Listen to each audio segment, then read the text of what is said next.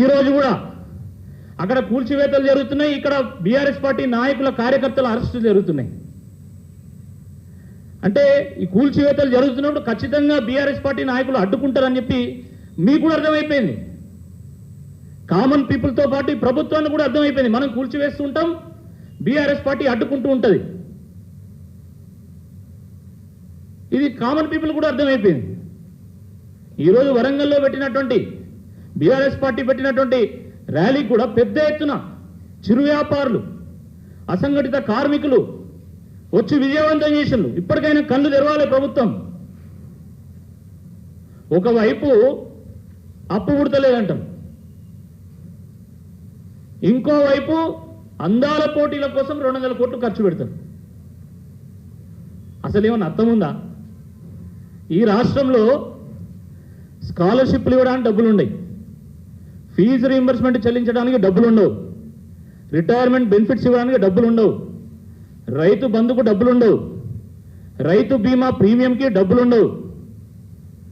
ఆ రకంగా దేనికి డబ్బులు ఉండవు, కానీ అందాల పోటీలకు మాత్రం డబ్బులు ఉంటాయి. ఎందుకు? అందాల పోటీ పెడితే మా ప్రభుత్వానికి కొంచెం అందం వస్తుంది కావచ్చు అని. అందాల పోటీ పెడితేనో, అబద్ధాలు చెప్తానో, ఆరోపణలు చేస్తానో, ఆకాశంలో విహరిస్తానో అందం రాదు. ప్రజల మనసును అర్థం చేసుకొని ప్రజల కోసం పనిచేసినప్పుడు, ఇచ్చిన మాట మీద నిలబడ్డప్పుడు, ప్రజలకు ఇచ్చినటువంటి 6 గ్యారంటీలను 420 హామీలను అమలు చేసినప్పుడు మీకు అందం వస్తుంది. ఈ వాస్తవాన్ని మీరు గ్రహించాలా. 6 గ్యారంటీలు ఇవ్వలేకపోయి, 420 హామీలను అమలు చేయలేకపోయి మొత్తం పరువు బజారున పడ్డది. కాబట్టి ఈ అందాల పోటీలను పెట్టి రాష్ట్ర ఖజానా నుండి 200 కోట్ల రూపాయలు అక్కడ తగలబెట్టి పరువును కాపాడుకునేటువంటి ప్రయత్నం చేస్తున్నారు. లేకపోతే ఈ అందాల పోటీ వల్ల వచ్చేటువంటి లాభం ఏందో ఒకసారి చెప్పాలి. ఆ రోజు కేటీఆర్ గారు ఇక్కడ ఎలక్ట్రిక్ వెహికల్స్కి ఒక ఇకో సిస్టమ్ని బిల్డ్ చేయాలి, ఇక్కడి కంపెనీలు తీసుకురావాలి, ఇండస్ట్రీని బిల్డ్ చేయాలి, పెట్టుబడులు తీసుకురావాలా, ఉపాధిని క్రియేట్ చేయాలని ఆలోచించి అదే ఫార్ములా ఈ రేసును ప్రపంచ నగరాలతోని పోటీపడి హైదరాబాద్ తీసుకొస్తే ఎంతో విజయవంతంగా మొదటిసారి అది విజయవంతమైనా దాన్ని మీరు వచ్చి రద్దు చేసింది.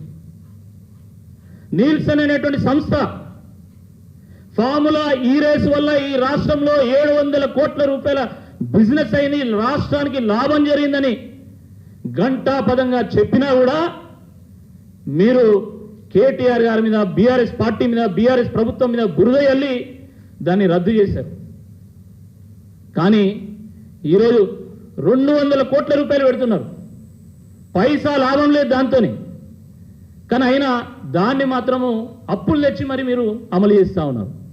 దేనికోసం చేస్తున్నారని అడుగుతున్నాం, దానివల్ల ప్రయోజనం ఏందని అడుగుతున్నాం.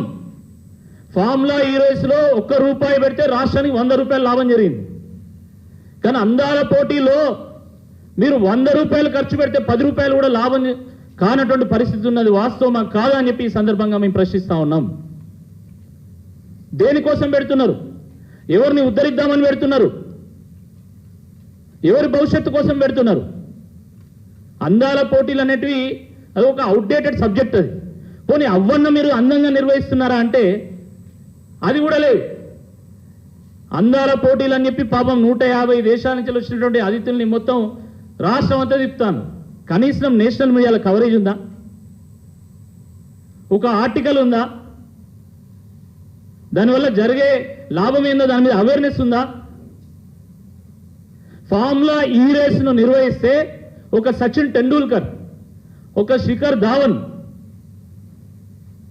ఒక ఆనంద్ మహేంద్ర, ఈ రకంగా ఎంతోమంది క్రికెటర్స్, ఎంతోమంది బిజినెస్ మ్యాగ్నెట్స్, ఇండస్ట్రియలిస్ట్ వాళ్ళు రావడం జరిగింది. వాళ్ళు రావడం వల్ల మన దేశం యొక్క ప్రతిష్టలు, మన రాష్ట్రం యొక్క ప్రతిష్ట పెరిగింది, పెట్టుబడులు వచ్చినాయి, బిజినెస్ అయింది, ఆదాయం వచ్చింది. కానీ మొన్న జరిగినటువంటి స్టేట్ డిన్నర్లో, గెస్ట్కి ఇచ్చినటువంటి డిన్నర్లో ఎవరు పాల్గొన్నారండి? చూడండి ఒక్కసారి. ఏ ప్రముఖులు పాల్గొన్నారు దీంట్లో? ఏమొస్తుంది దీంతోని?